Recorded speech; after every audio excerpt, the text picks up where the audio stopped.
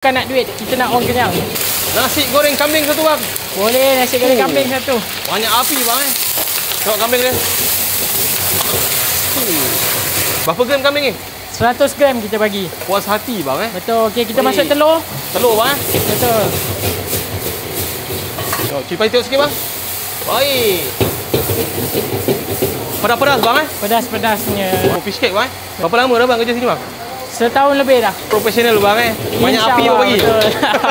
Kita masukkan nasi. Nasi Nasi kita semangkuk punya kita masukkan. Baik. Atas sini kenyang. Kita bukan nak duit, kita nak orang kenyang. Ni bang, kalau nasi goreng kambing tu RM2 bang? Ini RM21 saja bang. Fish sauce kita pula.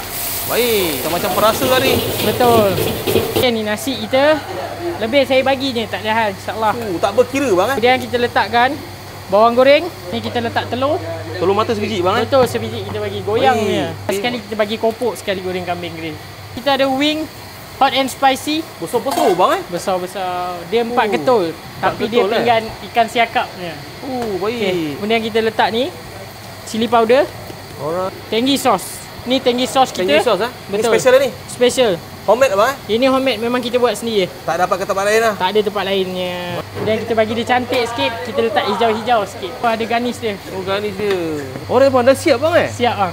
Ini nasi goreng kambing grill kita. Baik. Ini Rocky Wing with Tenggi sauce kita. Selain pada 2 menu ni, apa lagi yang ada bang? Kita juga ada salmon asam pedas, kita ada salmon masak lemak, salmon grill pun kita ada kalau yang tak pernah try. Okey, kalau korang nak cari TSK ni, kita ada 2 outlet. Satu dekat Bangunan Merah, Riverside, dan satu lagi dekat Pantai Peringgit, Melaka. West sampai lah. Waste korang pasti sampai. Kita buka setiap hari kecuali hari Isnin. Buka daripada pukul 6 petang sehingga pukul 12 malam. Kita ada lebih daripada 70 menu. Korang boleh datang dekat Street Kitchen. Dan jangan lupa, bring everyone together. Assalamualaikum.